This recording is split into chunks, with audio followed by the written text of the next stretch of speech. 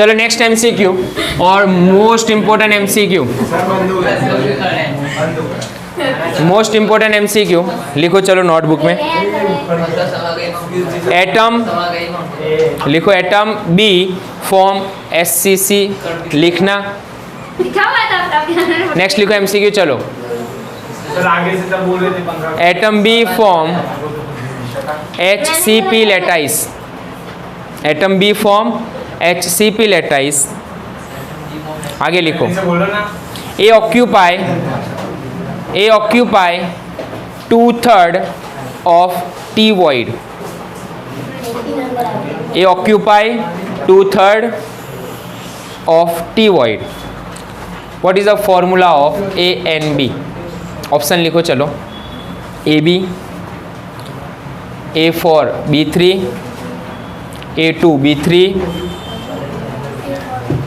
A3 B4। 4 option हो गए। चलो आंसर क्या होगा और कैसे फाइंड करोगे ध्यान से देखना। बहुत इंपॉर्टेंट एमसीक्यू बोल रहा हूँ, 6 नंबर का एमसीक्यू। कंपाउंड का फॉर्मूला, ओके, कंपाउंड फॉर्मूला ये टॉपिक हुआ और ये एमसीक्यू में ही पूछा जाएगा। चलो क्या क्या गिवन है। बी पार्टिकल क्या बना रहा है? HCP। और ए एटम क्या कर रहा है? 2/3 T void को कवर कर रहा है। कोई भी एमसीक्यू हो, एक सिंपल सा फॉर्मूला दे देता हूँ मैं तुम्हें। सबसे पहले पैकिंग लिख लेंगे हम, पैकिंग कौन से टाइप का है। उसके सामने लिखेंगे T void कितने होते हैं, तो T void डबल होंगे उसके, और O void कितने होते हैं उसके, उतने ही। जैसे एग्जांपल मान लो पैकिंग में 100 पार्टिकल्स है, पैकिंग में कितने पार्टिकल्स आ रहे हैं? 100 आ रहे हैं, तो T void कितने होंगे? 200 टेट्राहेड्रल void, और O void कितने होंगे? 100 ही बनेंगे। ये सीधा सा फॉर्मूला है। अब यहाँ पर आंसर कैसे लिखेंगे वो समझ लो। पैकिंग में कौन जा रहा है? B particle. और बी पार्टिकल कौन से टाइप का पैकिंग कर रहा है? SCP। अब SCP मतलब कितना बोलो, कितने पार्टिकल्स होंगे? अगर SCP आ रहा है या FCC आ रहा है तो 4 पार्टिकल्स होते हैं, तो पैकिंग में 4 पार्टिकल्स हैं।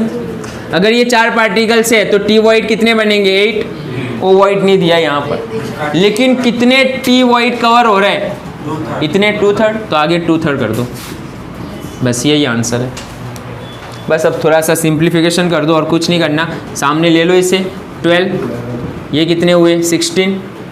कितने से डिवाइड करोगे? सिंपल रेशियो निकालना है तो 4 से डिवाइड कर दो। ये कितने हुए? 3 और ये 4। B कितने आ रहे हैं? 3 आ रहे हैं। A कितना आया? तो B आ रहा है 3 और A कितने आ रहे हैं? 4। ये आंसर हुआ।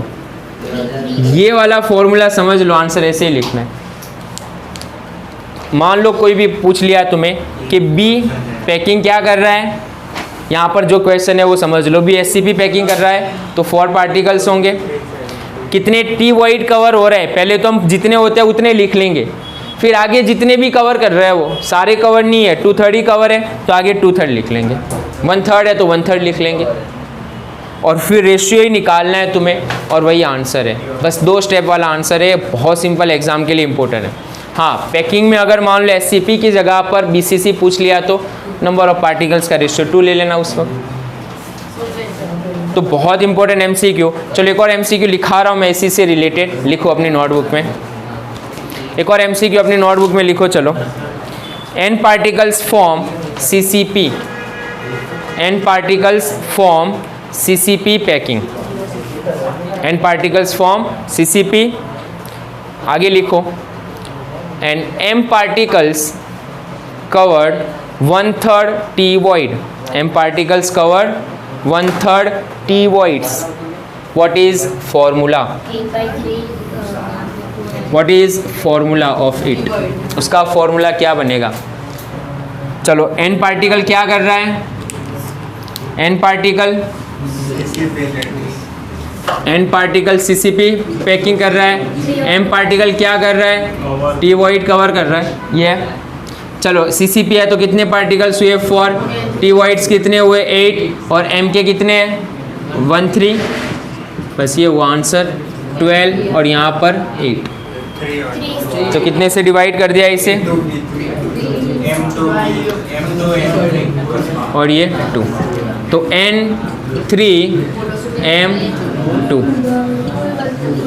तो सीधा से MCQ, कंपाउंड फॉर्मूला का MCQ बनता है एग्जाम में। ओके, एक MCQ बनता है कंपाउंड फॉर्मूला, लिख लेना और सॉल्व करना दूसरे MCQ भी। क्या बता, चलो नेक्स्ट 7 नंबर MCQ।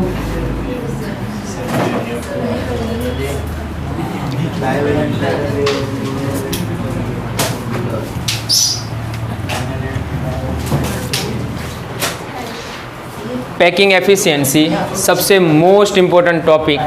MCQ नहीं आ रहा है तो स्कूल एग्जाम के लिए बोल देता हूँ, थ्योरी आएगी। पैकिंग एफिशिएंसी में 3 थ्योरी बनती है, BCC, FCC and simple. Last year था CCP, मतलब FCC वाला पैकिंग था। तो पैकिंग एफिशिएंसी वाली थ्योरी कंपलसरी करोगे तीनों, सिंपल, BCC एंड FCC या CCP। तो लास्ट टाइम पूछा था CCP। चलो उसी से रिलेटेड एक MCQ है, 7 नंबर MCQ। लिखो MCQ, चलो सबसे पहले, a metal has BCC structure. A metal has BCC structure and the age length of its unit cell is, a metal has BCC structure, आगे, and the age length of its unit cell is 3.04 angstrom. The volume of unit cell in centimeter cube will be,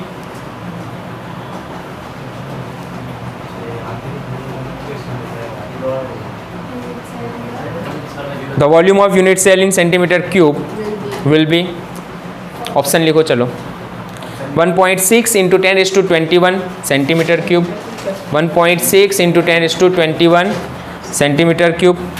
दूसरा option लिखो, 2.81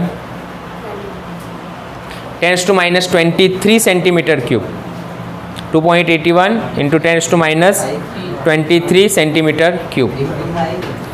चलो volume of unit cell निकालना है, as length given है।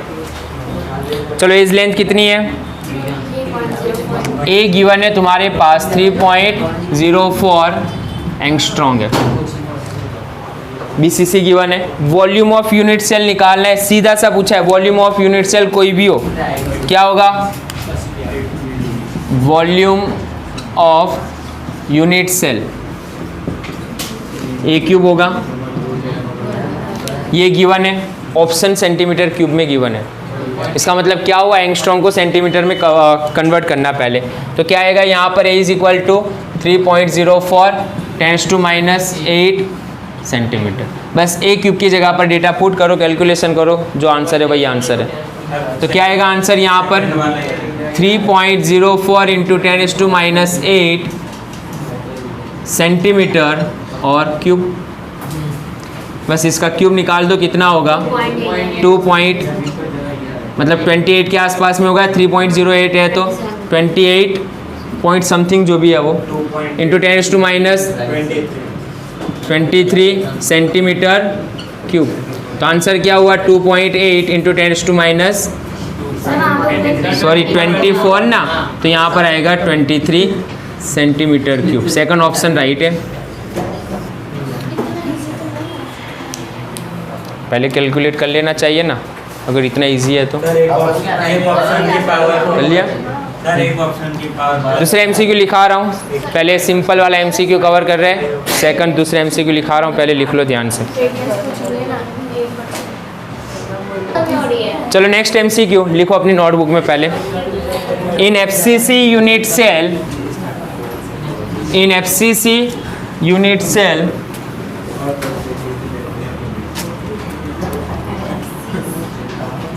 As length is, simple सा direct formula लिखना है। FCC के लिए एज लेंथ का फॉर्मूला क्या होगा बोलो, तो सीधा सा फॉर्मूला पूछ लिया यहाँ पर।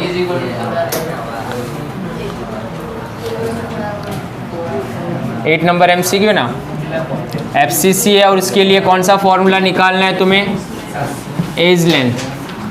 बोलो फॉर्मूला क्या होगा, A इज इक्वल टू क्या बनेगा यहाँ पर, 4R किसके बराबर होता है, √2A, A को सब्जेक्ट बना लो, 4R बाय √2। ये थोड़ा आगे पीछे कर दे कैलकुलेशन में, तब भी गलती नहीं होनी चाहिए। 4 को लिख सकते हो ना 2√2, कैलकुलेशन आएगा ना। एफसीसी याद करो क्या था, एज लेंथ अगर निकालनी है एफसीसी के लिए तो ये एक पार्टिकल यहाँ पर, एक पार्टिकल यहाँ पर, एक फेज यहाँ पर, ये कितने हुए, are are are are, 4R हुआ ये। 4R किसके बराबर है, इसके बराबर है 2A। लेकिन कैसे लिखेंगे हम इसे, रूट में लिखेंगे, डायगोनल रिलेशनशिप और उससे रिलेटेड। ओके, तो ये सीधा सा पूछा है, तुम्हें आंसर लिख लो। चलो नेक्स्ट एमसीक्यू उसके बाद पैकिंग एफिशिएंसी वाला ये एमसीक्यू लिखो। In the distance between Na+ and Cl- ions in NaCl crystal is x picometer। आगे लिखो the length of edge of unit cell is, option लिखो 4x pm, दूसरा ऑप्शन लिखो 2x pm, तीसरा option लिखो x/2 pm, तीसरा option x/2 pm। चलो question क्या है, NaCl का क्रिस्टल है और क्या पूछा है तुम्हें यहाँ पर, एज लेंथ पूछी है ना। NaCl के क्रिस्टल में एज लेंथ निकालनी है, तो सिंपल सा अभी ड्रॉ किया था हमने डायग्राम। FCC होता है, NaCl का फॉर्म कैसा होता है, FCC फॉर्म में होता है NaCl। तो चलो यहाँ पर अरेंजमेंट कैसे करेंगे, वो ये जो कॉर्नर होते हैं ना वहाँ पर Cl होता है, कौन होता है कॉर्नर पर, Cl का अरेंजमेंट होता है, और दोनों के बीच में जो वॉइड बनती है वहाँ पर कौन अरेंज होता है, Na+। तो अगर ये डायग्राम ऐसे लिखूँ मैं, Cl- होगा, फिर Na+ और फिर Cl, तो एक पूरी एज लेंथ हो गई ना। तो ये किसके बराबर है, अब देखो क्वेश्चन ऑप्शन में क्या दिया हुआ है तुम्हें, पहले एक चीज़ तो दे दी है, गिवन है। In the distance between Na+ and Cl- is, Na+ और Cl- का डिस्टेंस कितना है, ये Cl- है, ये Na+ और ये Cl-, और ये पूरी एज लेंथ ले रहा हूँ मैं। तो ये डिस्टेंस ऑलरेडी कितना गिवन है, x गिवन है। तुम्हें क्या पूछा है, a पूछा है, बोलो कितना हुआ, a is equal to 2x, क्योंकि ये भी x होगा, तो सीधा सा आंसर है 2x पिकोमीटर। क्लियर ना, डिस्टेंस निकालना है, कई बार डिस्टेंस पूछ ले तुम्हें, कई बार रेडियस पूछ ले तुम्हें, तो भी निकाल सकते हैं। तो सीधा सा आंसर, बढ़िया सा एमसीक्यू है, कुछ आगे पीछे नहीं करना।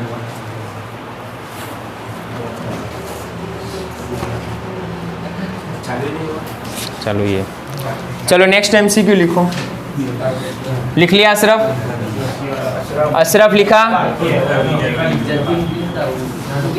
मैं स्पीड से बोलूँगा, लिख लेना डेटा। चलो नेक्स्ट एमसीक्यू पैकिंग एफिशिएंसी से रिलेटेड ही है। The edge length of unit cell, लिखो चलो, the edge length of unit cell of FCC XE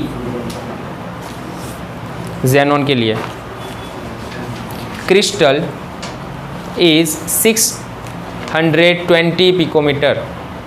as length of unit cell of FCC XE crystal, xenon crystal is 620 picometer. The radius of xenon atom is, the radius of XE atom is, चलो option लिखो, 219.25 picometre, 219.25 picometre, दूसरा option लिखो 235.16 picometre. तीसरा option लिखो 209.87 picometre.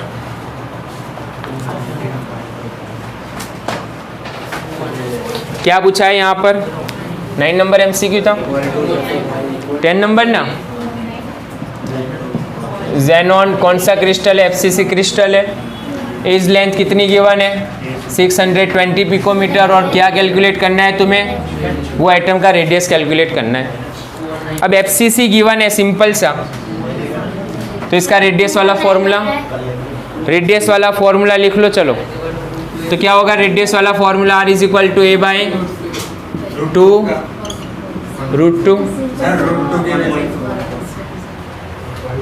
Data put करो, radius निकालो, answer आ जाएगा picometre में। 219. कौन सा ऑप्शन राइट है?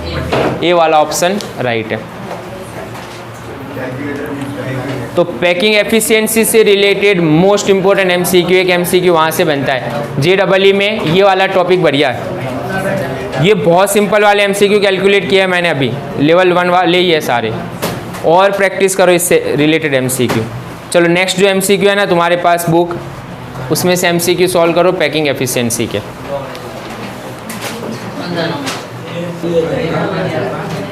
चलो MCQ number 11, next topic density of metal. बहुत इंपॉर्टेंट एमसीक्यू ये, यूनिट सेल और से डेंसिटी से रिलेटेड। चलो एमसीक्यू लिखो। Silver form CCP lattice, silver form CCP lattice. आगे लिखो and X-rays studies of its crystal. X-ray से उसका स्टडी कर रहे हैं। ब्रैडिक्स आर्क मेथड बोलते हैं। ब्रैडिक्स मेथड आती है, आर्क नहीं, ब्रैडिक्स मेथड आती है जो टेक्स्ट बुक में नहीं है। एक्सरे से स्टडी कैसे की जाती है वो। आगे लिखो show that the edge length of its unit cell is 408.6 picometre. 408.6 picometre. Calculate the density of silver. Silver का एटॉमिक मास गिवन है 107.9 यूनिफाइड मास। मुझे आंसर चाहिए ग्राम पर सेंटीमीटर क्यूब डेंसिटी का। चलो डेंसिटी का फॉर्मूला क्या होता है? D = Z into m/a³ into Na। Z क्या होगा? Number of atoms. m क्या है? मॉलिक्यूलर मास है। A एज लेंथ होगा और एवोगैड्रो नंबर है वो तो। और डेंसिटी फाइंड करनी है। सीधा सा क्वेश्चन है, कुछ नहीं करना है यहाँ पर। एटॉमिक मास कितना है? चलो m 107 जो पर्टिकुलर गिवन है वो 9 यूनिफाइड मास गिवन है। चलो दूसरा FCC है तो Z कितना होगा? CCP मतलब FCC, तो CCP गिवन है तो Z की वैल्यू आएगी 4। एक कितना है? एज लेंथ कितनी है? 408.6 पिकोमीटर। ये 3 चीज़ें गिवन है फॉर्मूला। और मैंने पर्टिकुलर तुम्हें आंसर बोला है। मुझे आंसर किस में चाहिए? ग्राम पर सेंटीमीटर क्यूब।